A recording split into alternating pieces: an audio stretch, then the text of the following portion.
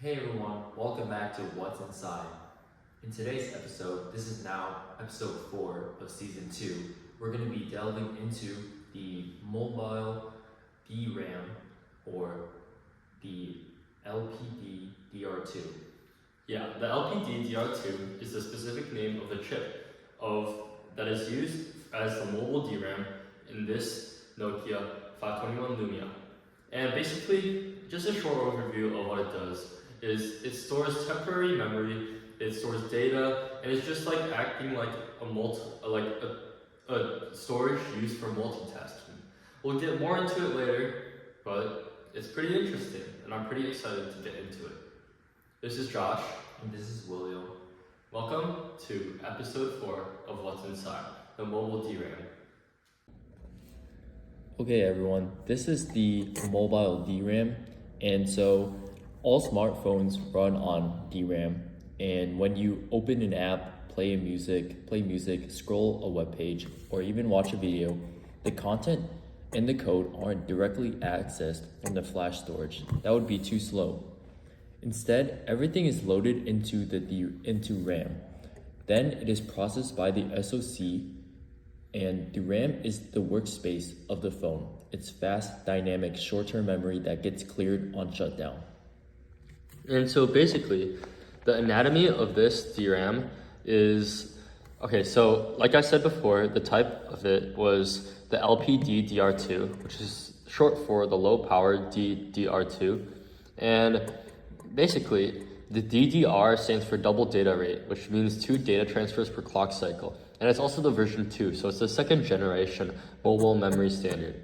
And the estimated specs are, the capacity is around like half a gig. The interface width is 32-bit. The clock rate is 266 millihertz per second. But since it's double data rate, it's 533 microterabits per second.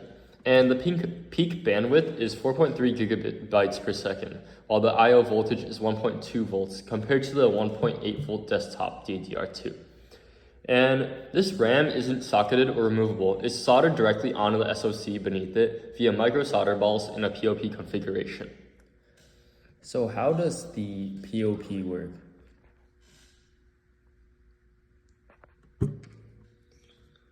So how the POP works.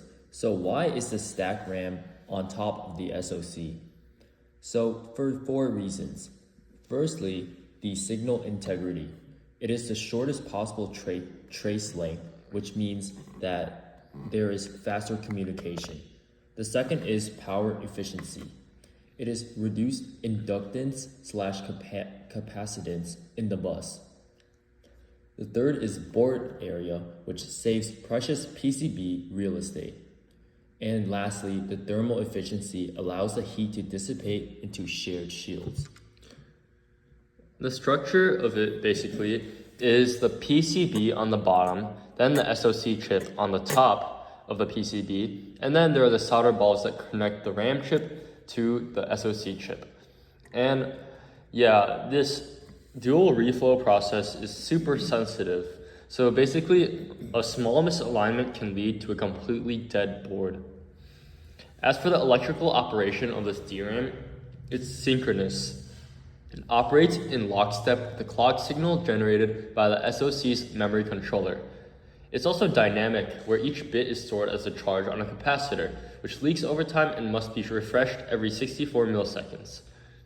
And the memory addressing is row column based.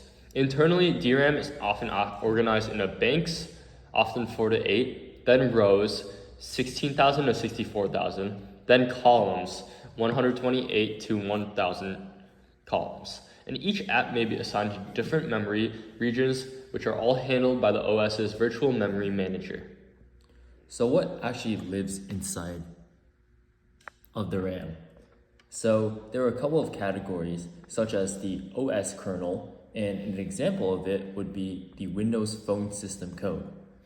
Another one is the drivers, such as the camera, touchscreen, and radio. Another example is the app code, which an example of it is executable binaries of open apps. And so Moving on, the boot sequence involving the DRAM. So there's an SoC boot, ROM, powers up, then it loads the primary bootloader from the eMMC boot, and then the bootloader initializes DRAM timing registers. Then DRAM is tested and cleared. System OS is loaded from eMMC into RAM, and finally, control is handed off to the OS kernel, now running in the DRAM. If RAM fails during this stage, the device will boot loop, crash, or freeze, often without clear diagnosis. Yeah, and that's basically most of what there is to the DRAM. That's our little technical overview of it. And yeah. And so that's what this little chip right here does. The DRAM, it's small, powerful, yet serves an extremely important function in the whole Nokia Lumia 521. Thank you for tuning into this episode 4 of What's Inside, where we overviewed this chip, the DRAM. Hopefully you learned something, hopefully you enjoyed it in the process. And as always, remember to stay curious, because that's what's inside.